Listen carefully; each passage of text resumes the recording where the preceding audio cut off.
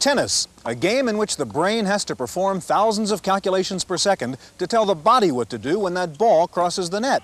But nowadays, the brain is not enough, as tennis players and coaches are turning to computers to discover the secret of peak performance. Will a computer help you play a better tennis game? We'll find out next as we take a look at computers and sports on this edition of the Computer Chronicles.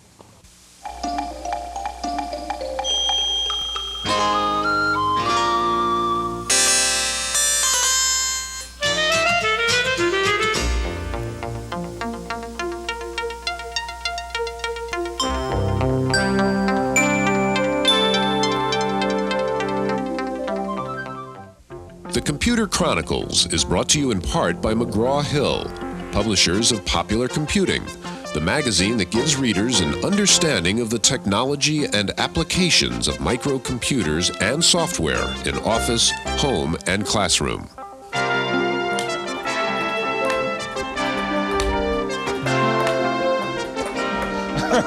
What a team. Well, we just got beaten a game of ping pong by a robot named Dragutin. Now, you may think this is funny, but there are 3,000 of these robots in use right now training tournament-level ping pong players, and that's only the tip of the iceberg in the use of robots and computers in sports. Now, Gary, the number-crunching computer and the finesse and skill of an athlete seem total opposites. How do we use a computer in sports? Well, in this particular case, I'm going to go out and kick this little computer's plug out because it's beating me. But in general, it's just another vertical market, another place to sell computer systems. Analyzing statistics, trends, just strategies in general, and also designing the equipment that we're using. Okay, we're going to have a lot of fun on this show. We're going to meet Steve Boros, the former manager of the Oakland A's, and find out why he had a computer in the dugout. We'll see how computers are used in football, track, and tennis. Now, computers are not only being used to play sports, they're being used to cover sports. We have a report.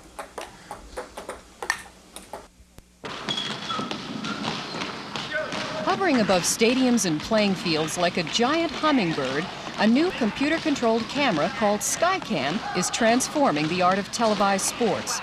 It can glide and dive, shoot straight up in the air, and hover silently within inches from the ground. Supported on 4 thin cables strung across the field, the camera sits in a dumbbell-shaped cradle, equipped with gyroscopic stabilizers and radio-controlled electronics. The operator uses joysticks, much like those of a video game, to direct the camera's position almost anywhere over the playing field, and at speeds of up to 27 miles per hour. SkyCam is a real-life exercise in geometry, giving the director precise and instant control of what used to be the most difficult of shooting environments. And because the positions are computer-defined, camera moves can be choreographed in advance, stored in the memory, and replayed later, the camera always returning to its mark like a good actor. While the camera's talents are not limited to sports, it is the field, court, or rink that makes the best use of its remote capabilities. A rectangular space is easily broken up in X-Y coordinates for positioning the camera. It becomes a vast 3D computer game with a range of 1,000 square feet across and several hundred feet high. But unlike the typically flat image of video games, this one promises an almost infinite variation of depth and angle, from the smallest detail on the ground to the most extravagant panoramas.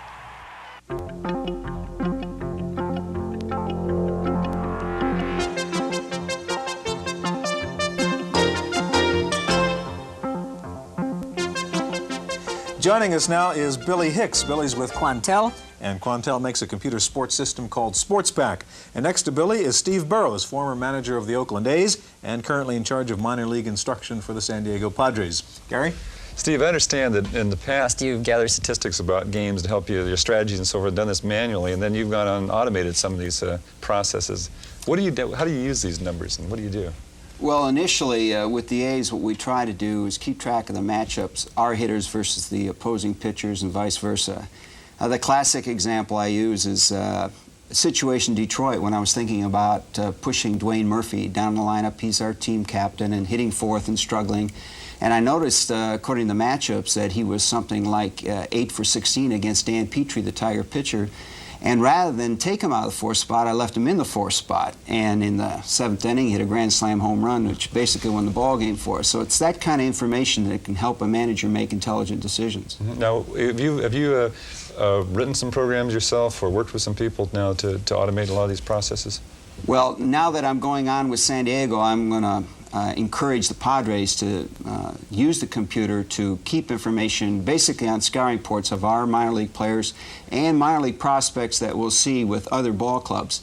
On the big league level, I can see a big league manager not only keeping track of matchups of hitters versus pitchers, but where in the strike zone a hitter is liable to hit a home run or make an out, and where in the field he's liable to hit a ball, so that you can station your defensive players a little more efficiently. Now, did you use this computer during an actual game? Would you go to look for information as to what pinch hitter to pick, for example, what reliever to bring in? I used to look at the matchups before the game, and then where there was a lot of information that was valid, I'd keep it on note cards that I had in my back pocket along with my lineup card.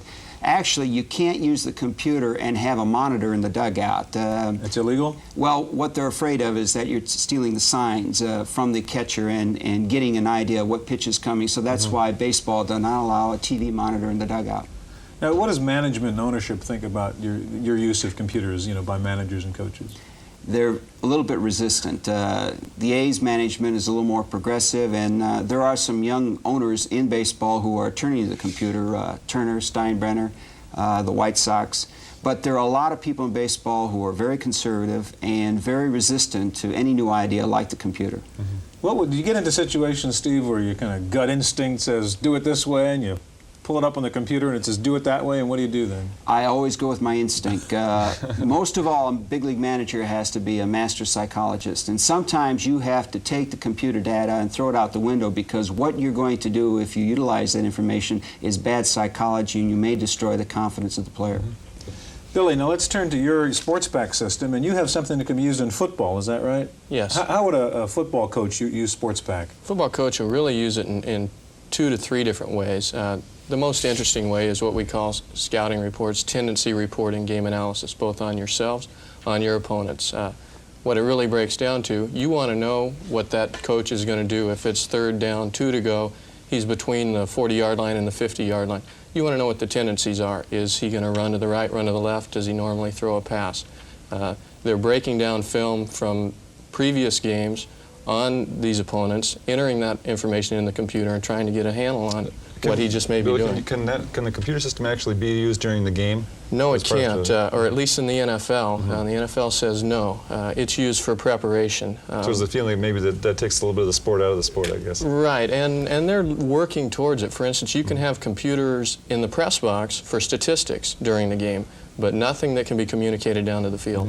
But you don't ever see sort of 2 gurus at an NFL game, each with their terminal on opposite sides of the field, doing Bill Walsh No, numbers. but oftentimes we have customers that both use our computer, that both use the game analysis modules. So they're scouting each other on the same system. It's just the information they're putting in that's different. What about at the college level or high school level? Is SportsPack used there? Yes, we've got 19 major colleges that use our system, and the majority of them are football schools doing scouting reports, high school recruiting databases, injury reporting for the trainers.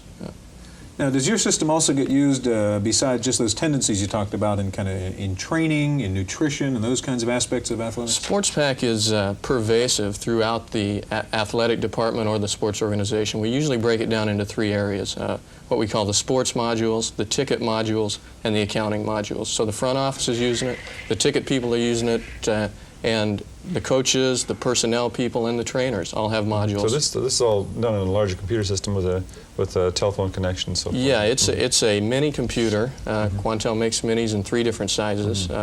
And then the terminals are pulling off 1 terminal to 128 terminals. Right. And were you using a microcomputer, Steve, when you were with the A's? We were using an Apple. And Jay Alves was assigned to putting that information in during the ball games, and of course adding to it from our pitching charts once the games were over. I'm just thinking also about user friendliness, and I'm imagining kind of Yogi Berra sitting down at a computer terminal. Was it difficult to operate this, for an average manager? Well, Jay would give me the information, the printout sheets after the ball game, and then of course I would have plenty of time to look at it, and as I said, make notations on cards that I kept in my back pocket with the lineup card. Okay, gentlemen, thanks very much. In just a minute, we're going to take a look at how you can use computers to improve your tennis game. So stay with us.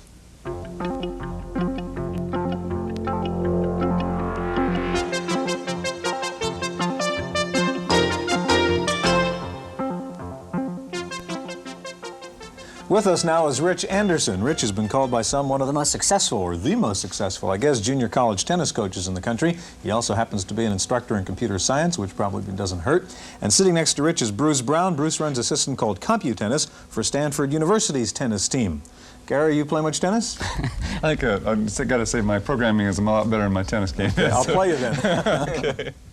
Rich has brought with him an interesting device here, a pair of devices. It's a CompuTennis CT120, which, by the way, is a very good application. The little HX20 built by Epson, a portable computer system that brings it right into the game.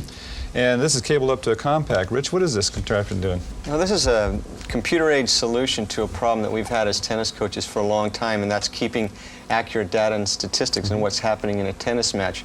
Typically, what coaches do is they reach for a lunch bag, a piece of paper, and one of the players that's not playing to take statistics on a match. How many first serves are going in, which side of the return is better, the forehand or the backhand. And even if it's well thought out and devised in advance, it's really not accurate, and you can't build the database on that sort of thing. So this can be right courtside, and then you can collect the data on this, and then this is later then uploaded to the compact? Yes, the scorer carries it on his or her lap. It's battery operated, and every point is evaluated. Okay. Where the serve went. Bruce, you're actually the scorer, the guy who does this. Could you explain actually what you do there? Okay, what we try to do is we obviously can't score. We can't enter every shot, so we try to get the key shots. We record all serves that are hit, first serve, second serve, all returns that are hit, return backhand, return forehand. And for each player on every point, we try to get up to 3 key shots each. So we could have a total of 9 shots entered for each point. Okay, now once you get all this stuff and you have it in your compact, what do you do with it, Rich? Well, we do a variety of things. We can have an up-to-the-game analysis of what's happening in the match. We can get a much more detailed analysis after the match, have the data analyzed and present us with reports. It's very useful in analyzing what one of our players is doing, somebody that we're coaching, or scouting an opponent. Okay, now this can be done during the game itself then with the CT120. Yes, it can. Okay, now you have a Davis Cup match in there. Could you show us how you pull something out of there and use it to analyze a player? Sure. This is a Davis Cup match between John McEnroe of the United States and Henrik Sundström of Sweden in the Davis Cup championship round. Let's pull out... So you would pull out one of these things that Bruce has been measuring, like what? Yes, I just chose here complete match first service points won.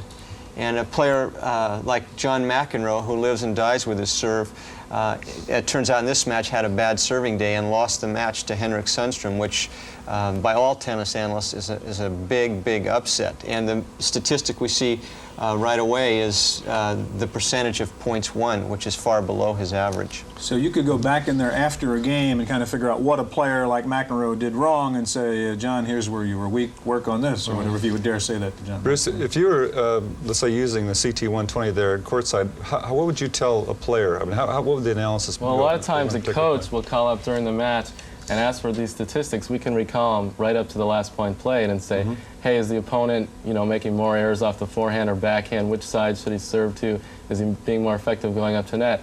And I can actually tell him right then during the match, so he can help the player during the match, as well as looking at him after the match and analyzing it then. Just in case if the opponent had an off day, for example, and he was missing one particular stroke. Right. Then he can know to attack that more. Right. Okay, well, tennis is a pretty competitive sport, but so is sailing. And of course, one of the fiercest parts of the competition of sailing is the design of the equipment itself. And that sounds like perfect territory for a computer. Wendy Woods has a report. Ah, the open sea, the fresh air, the computers. Yes, even out here where civilization seems long gone, computers aren't. Their handiwork can be found in the sails of sailboats. Sailmakers used to employ just their brains, a good eye, and a pair of scissors. But today sails are made for the most part by computer systems like this one. This Berkeley, California-based North Sails outlet, one of dozens of franchises all over the world, employs an MS-DOS computer to do the normally time-consuming job of number crunching in designing the perfect sail for each boat.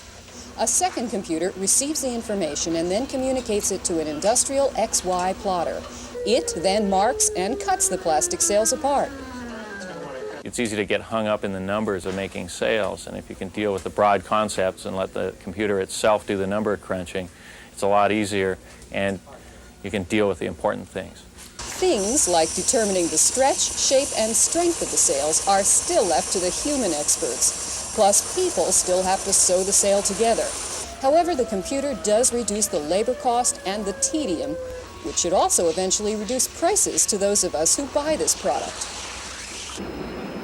Of course, the success of these sails can only be judged in the sailing. And in that department, North Sails have already won many of their owners some very prestigious awards, like last year's America's Cup. Reporting for the Computer Chronicles, I'm Wendy Woods. I don't know how to connect up all these different topics except to say we just learned about computers and boats, and now we're going to move to computers and boots. Well, not too bad. Okay. I would like to introduce Jeff Cullen and Rick Bunch. Jeff and Rick work with a biomechanics lab for Converse Incorporated, and Converse, of course, makes athletic shoes, as you said. Rick, I'd like to begin with you, and tell me, first of all, what does a biomechanics lab do? Okay, we're a general sports research facility supporting product development of those athletic shoes at Converse. What we're interested in is how an athlete's foot interfaces with the product, the footwear. So we're interested in how the shoe can affect athletic performance. Okay, now how do we use computer technology to figure that out? Like, what's that gadget you have in front of you? Okay, this is an instrument that will be interfaced to a computer to allow us to collect data on how the pressure distribution evolves beneath the heel in the shoe.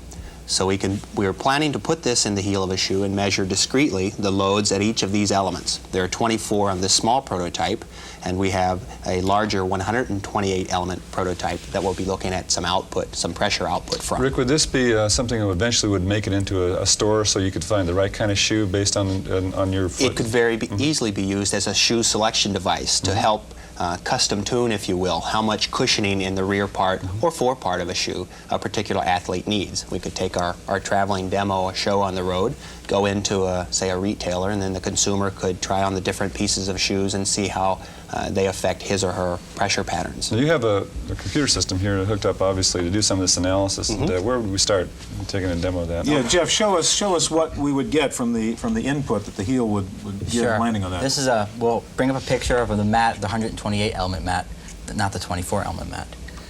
This picture was developed in our lab. It is a subject walking across, so we only see the heel contact of the element mat. Okay, so this is going to be a representation of what happens when somebody's heel hits the ground and how the pressure forces hit that. That's correct.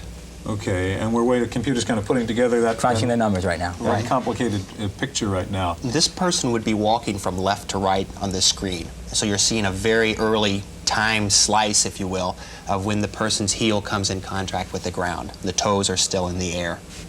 Okay, the plot's starting up now. So the toes would actually be under this flat surface now. They're hovering so that above. surface hasn't been touched yet. That's correct. Why we just have that easy. That's correct. Now, would you be customizing shoes for this particular individual whose graph we'll see? In this case, we could very easily do that, since we have a stable of elite runners throughout the United States that we do custom-build shoes for.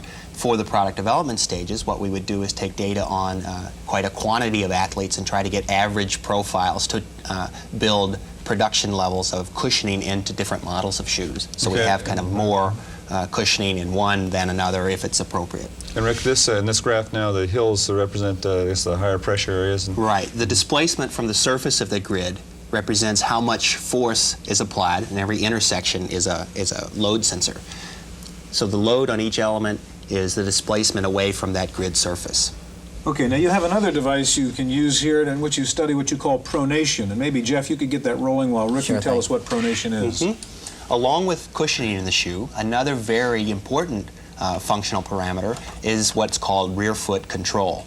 And rear foot control injuries are the #1 injury in running, and they accumulate over the thousands of miles that an athlete would put in training for an event, rather than the dramatic type injury such as an ankle sprain in basketball or a single event like that. They are accumulated with time. Explain what you're doing here. Right now, the computer is sampling at a 30 hertz frame rate a picture of a runner running on a treadmill. The computer is sampling the picture and has saved it into memory. which allows us now to manipulate a cursor to manipulate it over the dots and determine the included angle in the shoe. So you're rolling a piece of video of a person running on a treadmill Right. and then analyzing pronation. Right. This is a single frame that's been stored in computer memory from that one, that segment, animated segment of video. Okay, and what are we going to get from that digitization then, Jeff? We move it and we find the dots with a little cursor. After we do that, the program ends, and now some more number crunching goes on. What we're interested in is if you think of the line segments that are formed by the 2 dots you saw on the lower leg and the 2 dots on the heel, we're interested in how that angle intersects.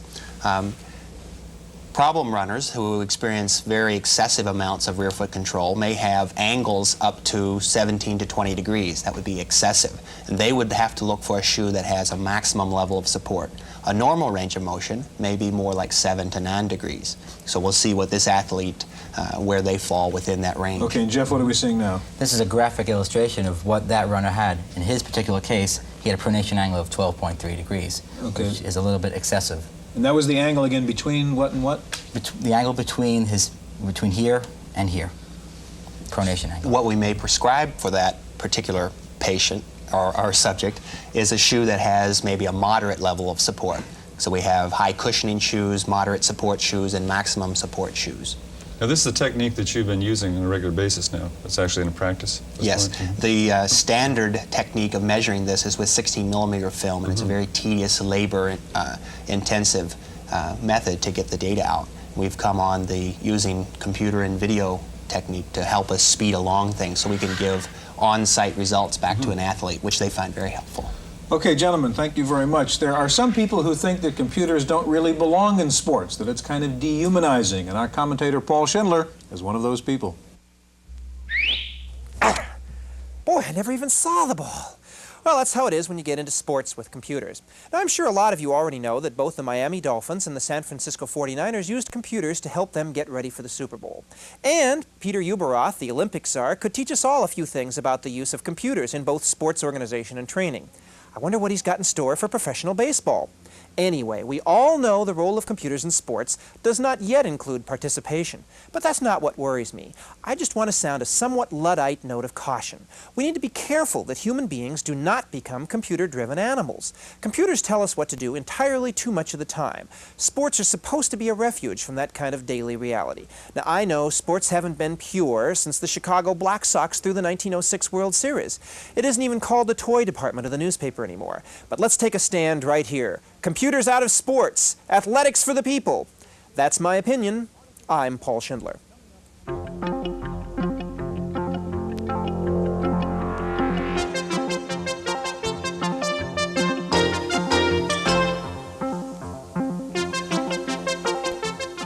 In the Random Access File this week, a high school student in California has become the first person to be charged with computer trespass under California's new computer theft law. The teenager tried to break into a Stanford University computer which stored the grades for his high school. The student gained access to part of the password by rummaging through teachers' desks. His plan was to charge his classmates $100 to change their grades. The hacker was caught when the Stanford computer alerted police to nearly 500 attempts to sign on with the wrong password. IBM says it will not only have a 1 megabit memory chip to compete with the expected 1 meg chips from Japan, but Big Blue says its monster memory chip will be twice as fast. IBM reported this week a second-generation megabit RAM chip that can run at 70 nanoseconds. After weeks of rumors, Digital Equipment Corporation has confirmed that it is ending production of the Rainbow personal computer, essentially admitting defeat in its effort to move from the mini world into the micro world. However, DEC spokesman said the war is not over and that DEC engineers are now working on a new personal computer called the Microvax 2. Another failed computer hits the auction block next month. Convergent Technologies announced that it will be auctioning off about 6,000 WorkSlate portable computers. The WorkSlates were introduced at about $1,200. They're expected to go at auction for less than $200. Paul is back now with this week's software review.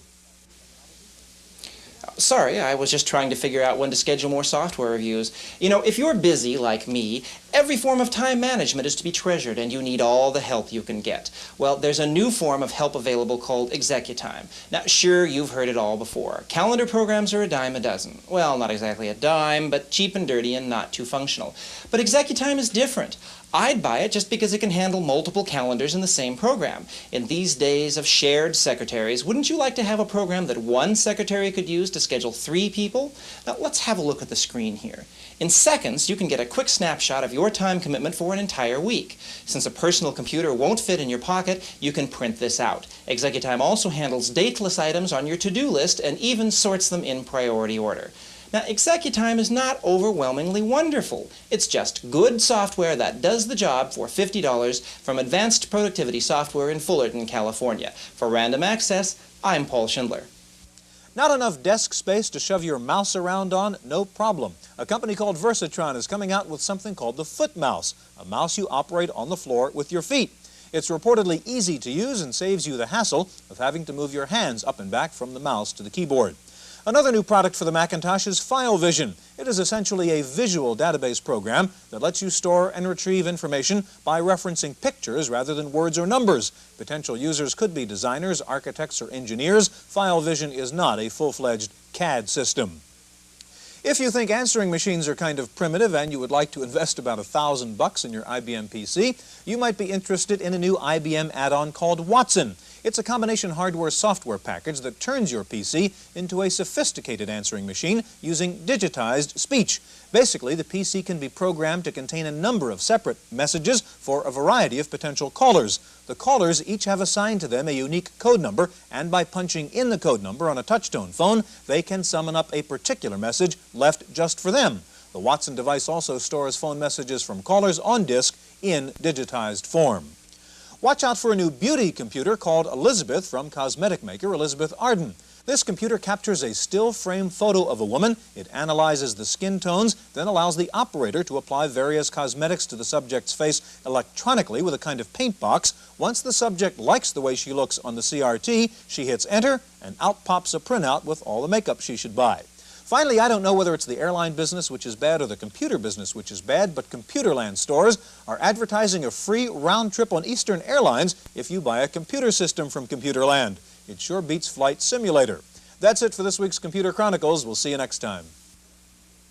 The Computer Chronicles was brought to you in part by McGraw-Hill, publishers of Popular Computing, the magazine that gives readers an understanding of the technology and applications of microcomputers and software in office, home, and classroom.